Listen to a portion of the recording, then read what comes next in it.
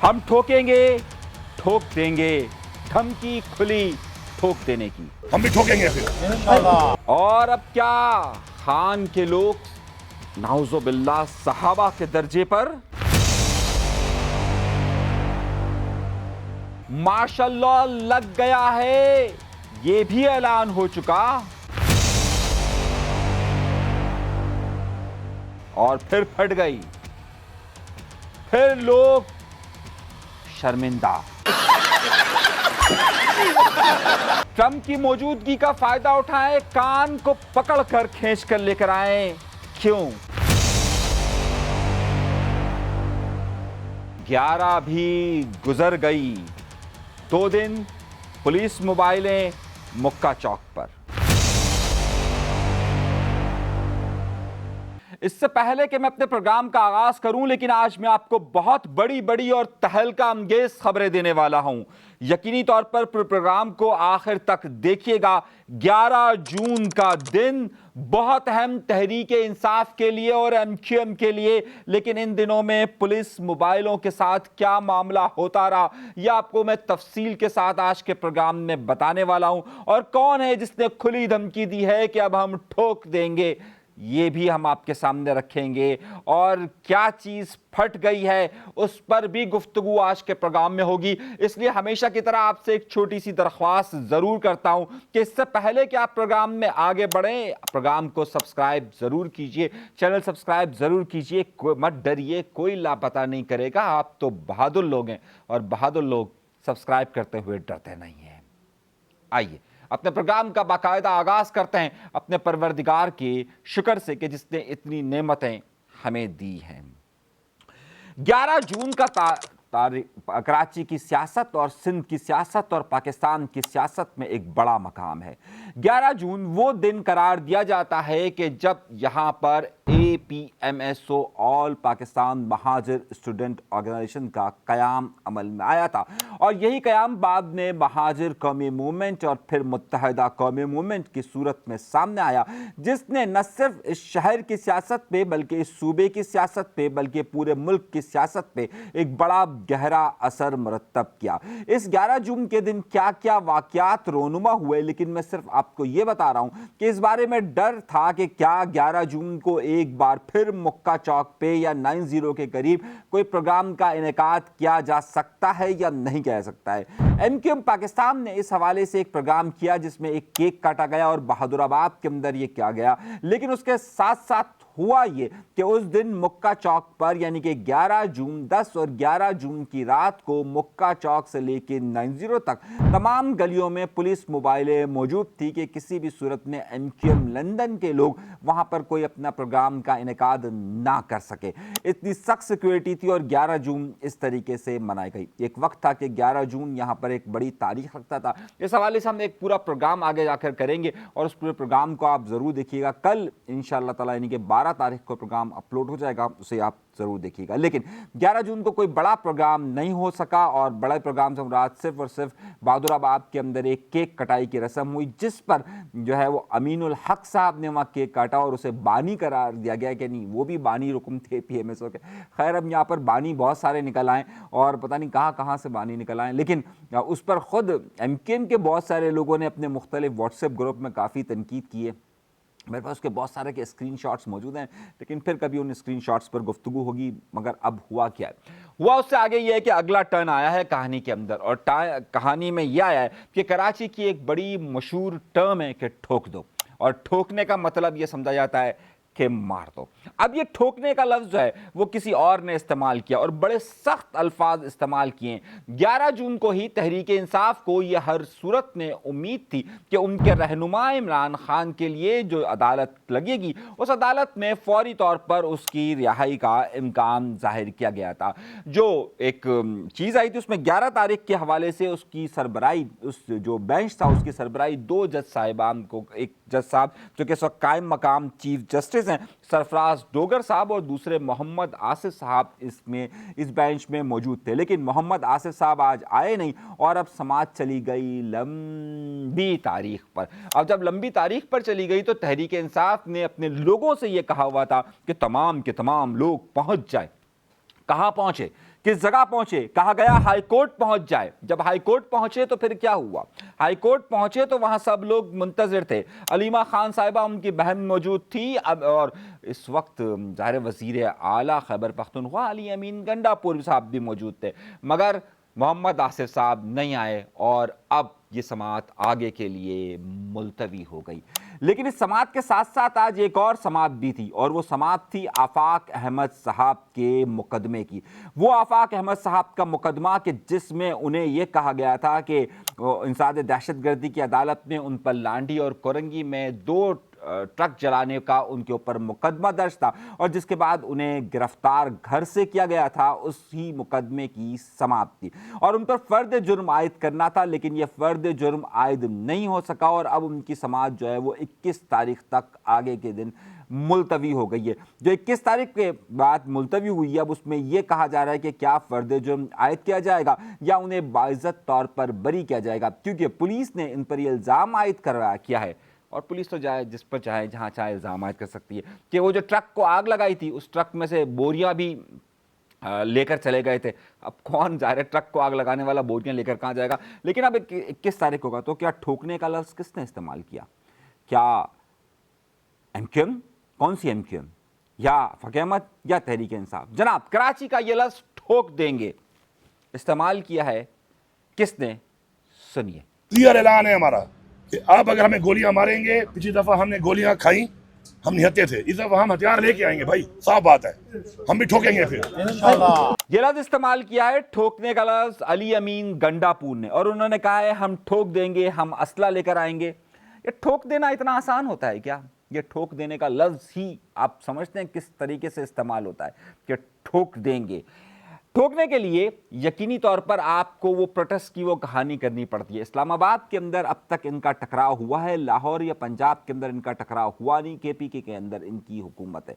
तो अब इन्होंने कहा है कि पूरे पाकिस्तान में एहतजाज करेंगे मां सिवाय इस्लामाबाद के। तो इस्लामाबाद में तो ये आ नहीं रहे, तो अब इस्लामाबाद में किसको ठोकेंगे? एक बड़ी बात है ना। दूसरी तरफ इन्होंने ये कहा है कि जनाब मार्शल लॉ ना, मैं आ रहा हूं उस ठोकने पे कि कहां ठोकेंगे, मैं आपको भी कहानी बता रहा हूं। अब दूसरी तरफ इन्होंने कहा कि भाई मुल्क के अंदर मार्शल लॉ नाफिज हो चुका है। अच्छा, मार्शल लॉ की तारीफ क्या होती है और मार्शल लॉ क्या वाकई में आ चुका है, ये भी एक बड़ी समझने की कहानी है। लेकिन अगला सवाल है कि क्या वो ठोकेंगे? क्या पंजाब के अंदर दाखिल होंगे और पंजाब में जाकर वो ठोकेंगे और वो असला लेकर जाएंगे, या फिर सिंध के अंदर वो मुजाहिरे करेंगे और यहाँ पर ठोकेंगे? अगर सिंध के अंदर या पंजाब के अंदर वो ठोकने की बात करते हैं कि जनाब असला लेकर हम आएंगे और हम ठोक देंगे, तो क्या कराची के अंदर भी वो ठोकने की पॉलिसी पर जा रहे हैं? क्या क्या क्या PTI अपना कोई ऐसा विंग बनाने की तरफ सोच रही है कि जो ये ठोकने वाला काम करे? आप समझिएगा, मैं जिस तरफ इशारा कर रहा हूं उस बात को जरा गौर से समझिए कि आप PTI प्रोटेस्ट करे और प्रोटेस्ट में जो उसके सामने आए उसे वो ठोक दे, और वो कह रहे हैं कि हम असला लेकर आएंगे। जब असला लेकर आएंगे तो आप पंजाब के अंदर अगर वो प्रोटेस्ट कर रहे हैं तो पंजाब में क्या KPK से लेकर आएंगे लोग जो ठोकेंगे, या पंजाब के अंदर कोई ऐसा विंग बनाने का सोचा जा रहा है कि जो ठोक देगा, या फिर सिंध के अंदर कोई ऐसा विंग बनाने की बात की जा रही है कि जो ये ठोकने का अमल करेगा?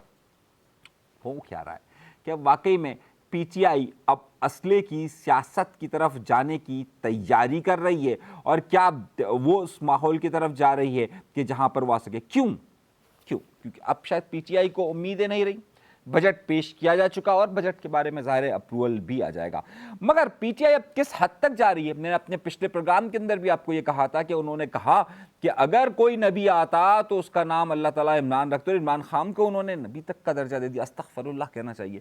लेकिन अब एक और खातून आई है मार्केट के अंदर, और वो ये कहती है कि जनाब जरा सुनिए आप वो क्या कहती है। मुझे कोई कहने में शर्म नहीं है, कोई जो मुझ पर फतवे लगाना चाहे दिल खोल कर लगा सकता है, मैं डरने वाली नहीं हूँ। जिंदगी मौत खुदा के हाथ में है, और फतवे देने से मुझे कोई वो नहीं पड़ता।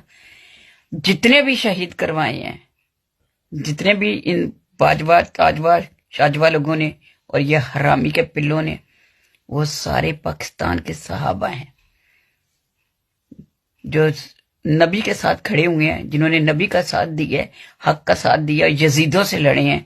तो उनके साथ जो दोस्त खड़े थे उनको ही सहाबा इकराम कहते हैं। इमरान खान इस दौर का वली है, और उसके साथ शहीद जो भी होगा, उसकी राह में जो शहीद होगा वो पाकिस्तान का सिपा सालार भी होगा, شہید بھی کہلائے گا اور صحابہ بھی کہلائے گا۔ خاتون جو خان کے ساتھ ہیں ان کو استغفر اللہ کہیے کہ صحابہ کا درجہ دیا جا رہا ہے۔ اب جن کے چاہنے والوں کی لسٹ اس سطح پہ پہنچ رہی ہو یا جو اس سطح تک جا رہے ہوں، جو مذہب سے بالا جا رہے ہوں، تو کیا اب وہ اس طرف بھی جانے چاہ رہے ہیں کہ جس طرف وہ کہیں کہ ہم ٹھوک دیں گے؟ یہ سوال آپ کے لیے اہم ہے۔ کیا پی ٹی آئی اس حوالے سے کوئی تیاری کر رہی ہے اور آئندہ دنوں کے اندر کیا معاملات دیکھے جائیں گے؟ پی ٹی آئی کی سیاست کیا ایک تشدد کی سیاست کی طرف ڈائیورٹ کرنے کی کوشش کی جا رہی ہے اور کیا وہ ہوگی؟ یہ سوالات بہت زیادہ اہم ہوں گے اور جو آئندہ چند دنوں کے اندر آپ کے سامنے واضح طور پر آ جائیں گے۔ کہانی ابھی یہاں ختم نہیں ہوئی میرے دوستو، کہانی اس سے زیادہ ہوئی۔ میں نے ایک لفظ استعمال کیا کہ ایک بار پھر پھٹ گئی۔ جی جناب، کراچی شہر میں ہو یہ رہا ہے کہ ویسے ہی پانی نہیں آ رہا، اور آپ کو معلوم ہے کہ ایم کیو ایم جو اس بارے میں دعویٰ کر رہی تھی کہ کراچی کے لیے ہم K4 کے لیے کر رہے ہیں اور ہم نے میٹنگ کی ہے، K4 کا بجٹ اپروو ہوگا اور دیکھیے گا کہ اگلے مالیاتی سال کے اندر وفاق بجٹ دے گا۔ پاکستان پیپلز پارٹی یہ دعوے دار کہ دیکھیے گا جلد، آپ دیکھیے گا کہ K4 کے لیے ہم جو ہے وہ لیں گے، نل بٹا نل۔ 3.5 ارب روپے رکھے گئے ہیں K4 کے لیے، جو کچھ بھی نہیں ہے۔ 125 ارب روپے کا پروجیکٹ سن 2007 سے نامکمل ہے۔ اس کے لیے اس سال جو بجٹ کے جو آپ پیپرز اٹھا کے دیکھیے اس کے اندر صرف اور صرف 3.5 ارب روپے رکھے گئے ہیں۔ اب جو پانی آتا ہے کراچی کی ضرورت کہتے ہیں 1500 MGD پانی کی ضرورت ہے، یعنی کہ ملین گیلن پانی پر ڈے۔ 1500 ملین گیلن پانی پر ڈے کی بات کی جاتی ہے۔ اب آتا کراچی کو کتنا ہے؟ 500-600 ملین گیلن پانی۔ میں آپ کو آسان لفظوں میں سمجھا دیتا ہوں۔ 1500 ملین کا مطلب ہوتا ہے 150 crore million, 150 crore daily gallon پانی۔ اب اس میں سے آتا کتنا ہے؟ 50 کروڑ گیلن پانی۔ اب وہ بھی لائن جو ایک مین لائن آ رہی ہے، ذرا اس کی کہانی اٹھا کے دیکھیے گا، وہ ہر ہفتے پھٹ جاتی ہے۔ ابھی پھر پھٹی ہوئی ہے، پھر جامع کراچی کے اندر جو ہے وہ لائن پھٹ گئی۔ آپ صرف اندازہ کیجئے کہ گزشتہ 2 ماہ کے اندر مسلسل یہ لائن پھٹ رہی ہے۔ کیوں پھٹ رہی ہے؟ آپ کو اس کے اندر بہت بڑی کہانی سمجھ میں آئے گی۔ بہت بڑے بڑے اشرافیہ کے نام اس کے اندر نظر آئیں گے آپ کو، طاقتور لوگوں کے نام سامنے آئیں گے۔ یہ ویسے ہی نہیں پھٹتی یا ویسے ہی نہیں پھاڑی جاتی، کوئی وجہ ہوتی ہے۔ بے خودی بے سبب نہیں غالب، کچھ تو ہے جس کی پردہ داری ہے۔ ذرا پوچھئے نا بلک والوں سے، کیا ان کو کام نہیں آتا ہے؟ بلک اس ڈپارٹمنٹ کا نام ہے واٹر بورڈ کے اندر کہ جو بلک یعنی بڑی سپلائی کی لائنز دیتا ہے۔ آپ ان سے پوچھئے یہ 12 انچوں کی لائنوں کے کنڈے کس نے مروائیں؟ آپ یہ بتائیے کہ ایک اننون نمبر سے فون آ کر کمرشل کی لائن پر کس ایک بڑے بلڈر کے پروجیکٹ کو لائن دی گئی ہے، کس کا فون آیا تھا؟ میں بتا سکتا ہوں آپ کو۔ تو یہ جب آپ وہ تمام 2 نمبریاں کرتے ہیں پھر آپ کہتے ہیں پھٹ گئی، اور پھر پھٹ جاتی ہے ہر ہفتے ہر ہفتے ہر ہفتے ہر ہفتے۔ وجہ سمجھیے گا اس کی۔ آئیے اگلی کہانی کی طرف آتا ہوں اور میں آپ کو اور بہت ساری تفصیلات، بہت اہم معلومات دینے والا ہوں۔ آپ کو بہت کچھ سمجھ میں آ جائے گا، اشارتاً بہت کچھ بتاؤں گا۔ اب آئیے، کہا گیا کان پکڑ کر لے کر آ جائیں۔ کون کہہ رہا ہے؟ کون کہہ رہا ہے؟ بلاول بھٹو زرداری۔ کان پکڑ کر انڈیا کو لے کر آ جائیں۔ امریکہ جو ہے وہ کان پکڑ کر انڈیا کو بٹھائے اور بولے کہ پانی کا مسئلہ حل کرو اور یہ سب ختم کرو۔ دوسری طرف امریکی وزیر خارجہ کے جو ترجمان ہیں اس نے کہہ دیا کہ اسی مدت کے اندر جو ٹرمپ موجود ہے، اسی مدت کے اندر، ٹرمپ کی موجودگی کے اندر ہی مسئلہ کشمیر حل ہو جائے گا۔ میں ذرا آپ کو کڑی بتا رہا ہوں، ذرا سمجھیے گا، اور بڑی اہم بات بتانے والا ہوں، یہیں رکیے اور ذرا سمجھیے اس بات کو۔ دوسری طرف بلاول بھٹو کیا بیان دیتے ہیں؟ بلاول بھٹو یہ کہتے ہیں کہ ہم ٹرمپ انتظامیہ کے بیانات کو وعدہ سمجھتے ہیں۔ سنیے، دوبارہ لفظ پہ غور کیجیے۔ ہم ان کے بیانات کو وعدہ سمجھتے ہیں، یعنی کہ اگر اس نے بیان دیا کہ مسئلہ کشمیر حل ہونا چاہیے تو اس کو ہم وعدہ سمجھتے ہیں کہ وہ مسئلہ حل کرے گا۔ تو کیا ٹرمپ واقعی میں مسئلہ کشمیر حل کرنے کی طرف جا رہا ہے؟ یا پاکستان کی حکومت اسے لا سکے گی کہ مسئلہ کشمیر حل کر سکے؟ ٹرمپ کی پالیسی کیا ہے؟ ایگریشن اور پھر دوستی۔ دباؤ ڈالو پھر دوستی کرو، دباؤ ڈالو پھر دوستی کرو۔ اس نے چین پر دباؤ ڈالا، پوری دنیا کی اکنومی کو ہلا کر رکھ دیا، اور اب کہہ رہا ہے کہ ہمارا ایگریمنٹ ہو گیا۔ اب کہہ رہے ہیں ہمارا ایگریمنٹ ہو گیا تو کیا معیشت دوبارہ سے کنٹرول ہو جائے گی؟ کیا وہ انڈیا اور پاکستان کے معاملات میں بھی اسی طریقے سے سنجیدگی کا مظاہرہ کرتے ہوئے انڈیا کو واقعی میں کان پکڑ کر بٹھا کر بولے گا بیٹھ، اور بولے گا کہ ٹرمپ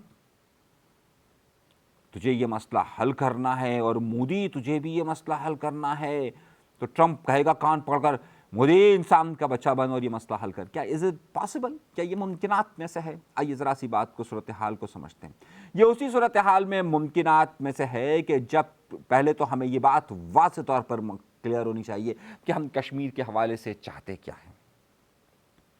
اگر ہم یہ چاہتے ہیں کہ کشمیر کو انڈیا سے علیحدہ ہونا چاہیے تو ہمیں اب اسی سطح پر جا کر بات کرنی ہوگی کہ کشمیر انڈیا کا حصہ نہیں، اور ہمیں اسی پر فوکس کرنا پڑے گا. کیا امریکہ انڈیا کی معیشت کو، جس پر ٹرمپ نے کہا کہ میں نے ان سے کہا کہ میں آپ کا کاروبار بند کر دوں گا، آپ سے بزنس بند کر دوں گا، تب انڈیا جا کر مانا، تو کیا انڈیا کو امریکہ یہ جا کر سیدھا واضح طور پر یہ کہہ سکتا ہے میں آپ تمہاری معیشت کو تہس نہس کر دوں گا، تمہیں کشمیر کو آزادی دینی ہوگی؟ یہ وہ سوال ہے کہ جس پر گفتگو ہوگی. یہ اسی وقت ممکن ہے کہ ہماری خارجہ پالیسی اور ہم دنیا کو یہ بتانے میں، باور کروانے میں اب جس حد پر کامیاب ہو چکے ہیں، اگلے مرحلے میں بھی ہو جائے کہ کشمیر انڈیا کا حصہ نہیں رہ سکتا. تو کیا مودی واقعی میں اس میں دلچسپی ظاہر کرے گا اور ٹرمپ کے کہنے پر وہ آئے گا، اور ٹرمپ کیا واقعی میں اتنا پریشر ڈیولپ کرے گا کہ مسئلہ کشمیر کو حل کیا جائے؟ یہ وہ سوال ہے کہ جو آگے چل کر بڑھنا ہے. اب ذرا اس سوال کے حل کی طرف جائیں. غزہ کے اندر بربریت کی مثال قائم کی جا رہی ہے، ہر آنکھ نم ہے، لیکن جب اقوام متحدہ کے اندر قرارداد آتی ہے تو ٹرمپ کھڑا ہو جاتا ہے اسرائیل کے ساتھ، ویٹو کر دیتا ہے. ابھی کیا اس نے ویٹو؟ ہفتہ بھی نہیں گزرا. تو کیا پاکستان کے معاملے پر اور کشمیر کے معاملے پر وہ انڈیا کا ساتھ دینے کی بجائے اس معاملے کو ویٹو کی طرف جائے گا؟ یہ وہ بنیادی سوال ہے جو پوچھنے کی ضرورت ہے، اور یہ وہ بنیادی جد و جہد ہے کہ جسے آگے بڑھانے کی ضرورت ہے کہ اس وقت جب یہ معاملہ ہو چکا ہے تو تمام تر چیزوں کو آگے کی طرف پیش رفت کے لیے آگے بڑھایا جا سکے، تاکہ ایک حتمی فیصلہ ہو سکے کہ آخر اس مسئلے کو حل کیوں کس طرف جانا ہے. ابھی مجھے اور بہت ساری گفتگو کرنی ہے، خبریں میرے پاس ایک ڈھیر لگا ہوا ہے، لیکن ابھی تک کی جو بڑی بڑی خبریں تھیں وہ ہم نے آپ کو دے دی ہے. ابھی کے لیے اجازت دیجیے، اللہ نے کے بعد.